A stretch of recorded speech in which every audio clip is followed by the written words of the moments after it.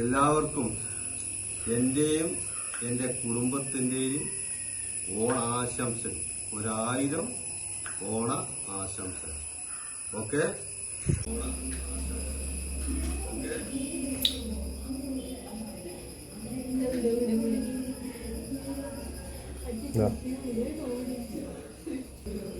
നമ്മളെ കുട്ടികള് പൂവിട്ടുകാണ് ഇരിക്കുന്നത്. പൂവിട്ടുകാണ്ട് ഒരു നാടിച്ചിരിക്കുകയാണ്. ഇതാട്ടെ നമ്മളെ കുട്ടികളിട്ട പൂവെന്ന് നോക്കി കളിയെ.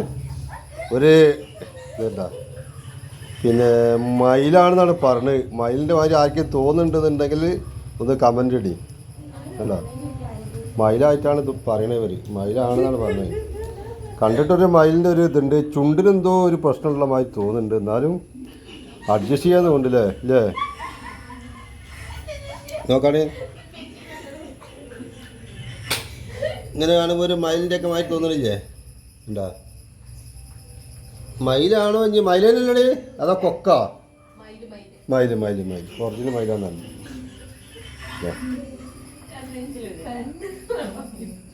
കണ്ടില്ലേ?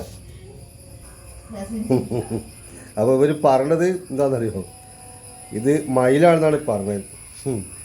ഏതായാലും ഇട്ടവരാണ് ഇതാ ആ ഇരിക്കണത്. ഇതണ്ട നമ്മളെ കുട്ടികളാണ്. അവരൊക്കെ ഇട്ട് ക്ഷീണിച്ചിരിക്കുകയാണ്. പിന്നെ അപ്പോൾ എല്ലാവർക്കും വീണ്ടും ഹാപ്പി ഓണം. ഈ പ്രാവശ്യം ഞങ്ങൾക്ക് ഓണ ആഘോഷമായിട്ടൊന്നുമില്ല. കാരണം കണ്ട് മരണം കഴിഞ്ഞുകൊണ്ട് ഇനി ഒരു വർഷം കഴിഞ്ഞതിന് ശേഷം അടുത്ത ഓണത്തിന് ആഘോഷം ഉണ്ടാവുള്ളൂ. ഒന്നും സംഭവവികാസങ്ങളൊന്നും ഉണ്ടായിട്ടില്ല എങ്കിലും.